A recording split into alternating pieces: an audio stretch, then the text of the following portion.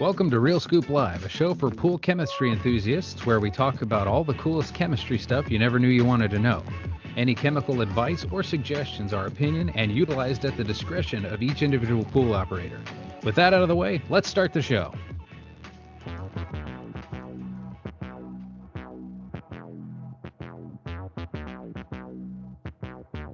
Hello and welcome to the Real Scoop Live with Stacee and Da Boyz. We're going to talk to you today a little bit about whitewater mold. I'm Stacee. I am the lead CET member. And with me today are Matt Rybar and Brett Peterman. So I'm going to let them introduce themselves and tell you a little bit about their function, and then we'll get rolling. All right. Thank you, Stacee.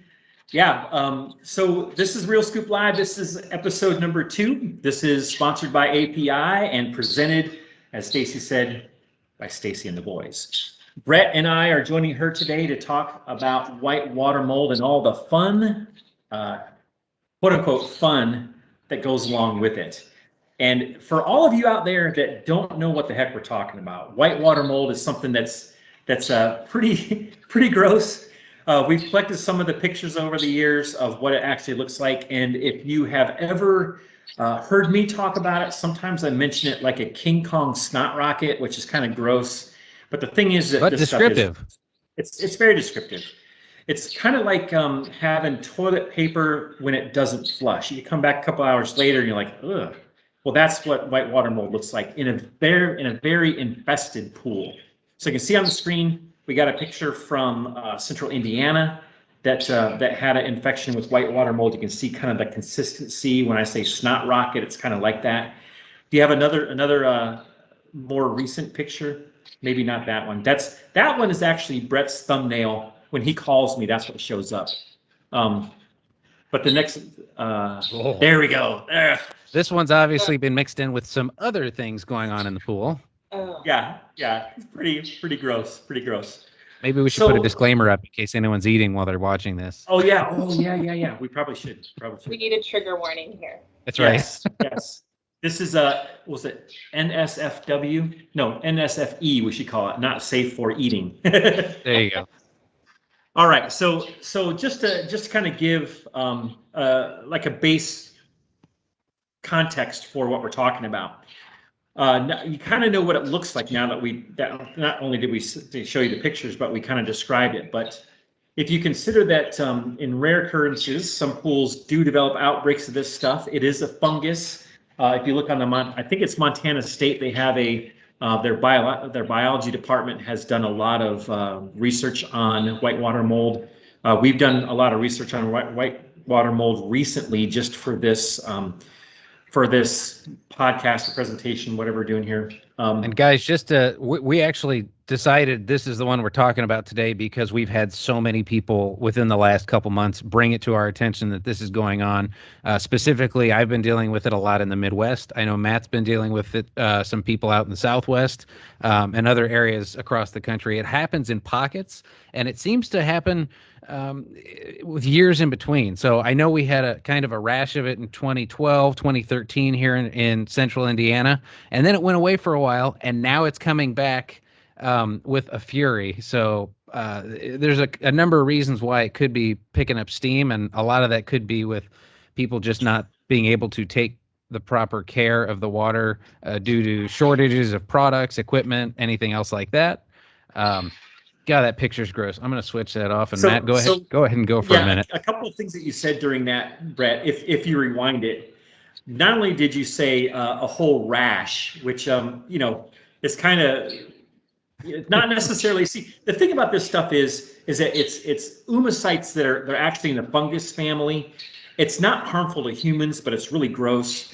But I was just thinking that when you said rash, that was kind of a funny use of words. And you also said to-do that kind of sounded like doo-doo. And that's actually a lot more consistent with what this stuff is.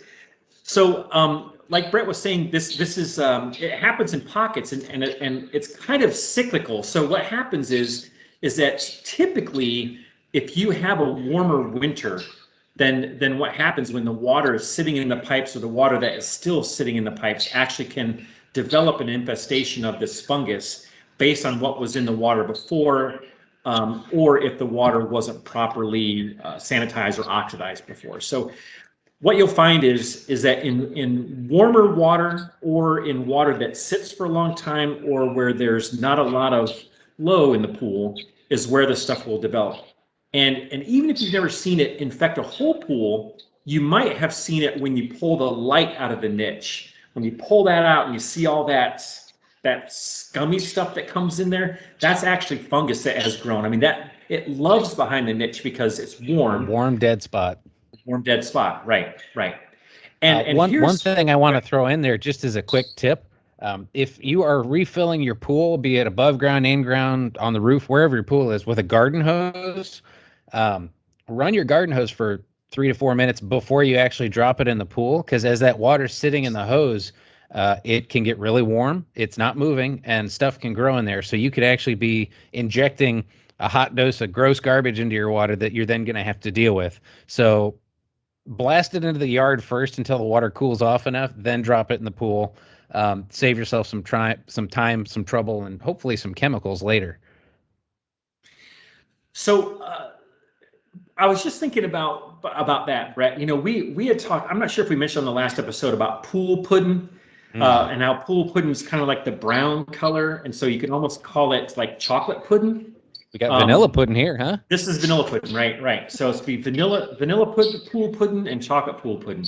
Anyway, so the biggest thing about this stuff is not only that it happens typically in dead spots, especially in pools that don't have great circulation, which is what we're talking about, but also ones that aren't properly sanitized or oxidized. That's two things. But the other part of it is that this also, the way that this grows, it actually secretes sacrificial bacterium. So what happens essentially is, I know that it's all Greek to me, right? But essentially what happens is that this fungus actually secretes a protective coating on it. That's why typical amounts of chlorine don't kill it. Even a lot of times, even 3 and 4 times the amount of chlorine at one time doesn't kill it. So I don't know, Brett, if there's anything else you want to talk about as far as what leads to whitewater mold before we talk about treatment. But as you can see on this old Stay Right filter, it can get pretty bad. I mean, that stuff's pretty gross, and it doesn't smell good at all. It can get in your pool from natural bodies of water, just environmental, so it can blow in and latch hold and then grow from there. If you are swimming in any creeks, ponds, lakes, rivers, oceans, anything like that, make sure you are washing your swimsuit in between, and hopefully washing yourself in between as well. It's always a good idea. Rinse off before you get in the pool, lest you contaminate your pool with everything that's going on in all of the natural bodies of water too. So that's kind of a big one. It's kind of like mustard algae, because if you get it on equipment, pools, or poles, brushes, nets, anything like that, if you don't treat those, you can actually recontaminate the pool with the same whitewater mold. It'll just keep coming back until you actually deal with all of the issues. So it's a lot like lice. If you think about lice, if you have kids, or if you ever dealt with lice, you know how that is, where you're supposed to do, like, clean all kinds of stuff, put all the toys in bags and all that so that the lice die. If you miss one thing, they come you get back. lice again, right? Yep. And that's the same with this. I have a write-up on the white water mold that's available. If you're interested, you can email CET, you can email Stacey later.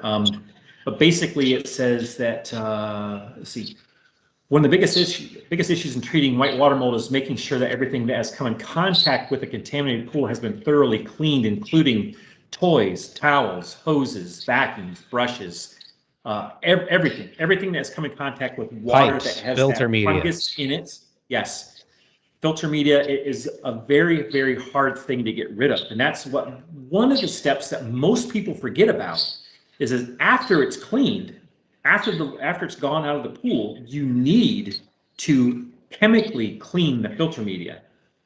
So obviously, sand, if it's cartridge, that's real easy. With DE, you can, depending on what kind you have, you have to figure out a way to be able to soak the filter media to get all those oomocytes out of there. Otherwise, you're just going to have a problem again. The other thing is, if you're a service company and your service company, you're out doing your thing, if you don't clean all of your service equipment in between treating, essentially what's going to happen is that wherever that started, all the other pools downstream are going to end up having it. So Man, my whole route got it this year. yeah, it's super bad. I don't know what happened. Okay. Couldn't be me. Right. So one thing that we want to make sure that everyone knows is that the whitewater mold is not an algae. It's not a bacteria. It is a fungus. So you have to treat it that way. That's why most algicides are not going to work on it. The one style that can work on it is any one of them that has a silver component to it. Copper's not going to do anything to it. Just remember, copper is an algicide, not a bactericide or a fungicide. So you'd have to use something that is a fungicide or at least can act as a fungicide, which would only be silver. So it's either going to be something like Cloud Out that we sell, that we've been actually using Cloud Out to treat whitewater mold for a very long time, especially at the very beginning of it. You know, when you first start to see that flaky wet tissue paper, that's when you use the Cloud Out. If it comes something like this, someone calls you and says, I have this like white spider webby stuff. I almost said crap, which could be literal and figurative for this, but then you're going to have to employ 2, 3, 4, 5 bottles, of Cloud Out. And we recommend Cloud Out because the active oxygen in Cloud Out is so much stronger than, say, like a non-chlorine shock or even a typical chlorinated shock, that actually knocks this stuff out much faster and safer for the environment than typical shock products. That we recommend using that. But if you can't get your hands on that, which I don't know why you couldn't, you can always use a silver algicide. But remember, Silvertrene, which is one that most people know about, was discontinued at the end of 2019. So if you can find some, that's great. If you can't, you're going to have to be a little, you have to do some research and find some silver-based algicide. Brett, you have anything else? That I think we talked about that, right? Cloud Out, or you can use, there's a couple of chemical companies that do not sell silver-based algicide that recommend using triple or quadruple the amount of shock. Mm-hmm. But I'm going to tell you, after dealing with whitewater mold in the Midwest, which is really where it happens the most, for, I don't know, 12 or 15 years now, 16 years, a triple or quadruple dose of chlorine is not really effective against it. When you're talking about whitewater mold, it's a lot like green algae. You have to determine how much chlorine that you're going to put in there based on the contaminant load, right? How bad is the infestation? But the other part of this is that when you're doing that, you also have to consider all the other contaminants in there. So how many other algae spores, organics, or chlorine, whatever chlorine demand that's in the water is in there that you have to overcome to be able to be as effective as you need to be to actually kill the whitewater mold, right? So that's a little hard to do. That's why we recommend something that's not in the halogen family, but is actually stronger for oxidation, which is what you need. And I've had some people that have had good luck actually partnering Cloud Out with halogen to kind of give it a 1-2 punch. So they'll hit it with liquid chlorine or Cal Hypo Shock and Cloud Out at the same time to really cover all their bases. Because if you're looking at the picture on the screen, obviously this pool isn't flowing properly, which is going to lead to more dead spots, which is going to lead to other issues in the water, like Wait, possibly. Would you consider that a dirty filter? Is that what you're saying? That's pretty gross. Yeah, I wouldn't be comfortable with that in my pool. I tell you what, though, I would much rather have that than some of the other stuff that was on those baskets earlier. Yeah, that was just disgusting. That looked like the stuff in that they sprinkled on vomit in elementary school. Oh, the sawdust. Ooh, we even got out of Stacee on that one. She goes, oh. It's not the visualization; it's the remembering of the smell. I actually wanted to. Right? I wanted to throw in there one thing, the name Cloud Out. Sometimes people have told me, hey, that's confusing. Well, it's because when whitewater mold is in the water and you've got that tissue paper floating around, it actually kind of looks like a cloud. So that's where we came up with it. So you can get the cloud out. Hey, you want to show them that picture of the top of the pool with all the nasty stuff? Which I've got like 4 gigs worth of those. Oh, the one that we looked at this morning that looked kind of like someone had used an algicide 50. Oh, yeah. 1 sec. So there's a few things that can really screw up a pool nowadays. The ones that we've been, we considered the report from Rick at Rick's Remedies. We considered what he's been the kind of troubleshooting calls that he's been taking, also the ones that Brett and I have been handling. And this is one of them. This is you can see the pond scum look is not a good look for any pool. And although it may be okay to swim in, maybe, I don't know anyone who would want to jump into something like that, right? That normally looks like a body of water where you'd send a police scuba diver in to go look for stuff that you don't really want to find. So you can tell from this that that there's a lot of organic contaminants in there. And I believe, Brett, if I heard you right, that this is a pool that's suffering from whitewater mold kind of in the middle of a treatment, maybe? Mm-hmm. So you're going to see a lot of this effervescing happen when you go to oxidize a pool that's heavily contaminated with fungus or even with bacteria and some strains of algae, because what they're doing is that as it dies, it's gassing off CO2, and if you have a surface tension that's really high, you're going to get this kind of look. Comes up and hangs out on the surface. Yeah, it's pretty nasty. But the thing is, though, is that what you need to consider is that this is on the road to recovery. So although it looks really bad now, it's actually what's the old saying? It's always darkest before the dawn. Yeah. So that's the kind of idea that you need to have when you're treating for this stuff. So Batman treating pools. Yeah.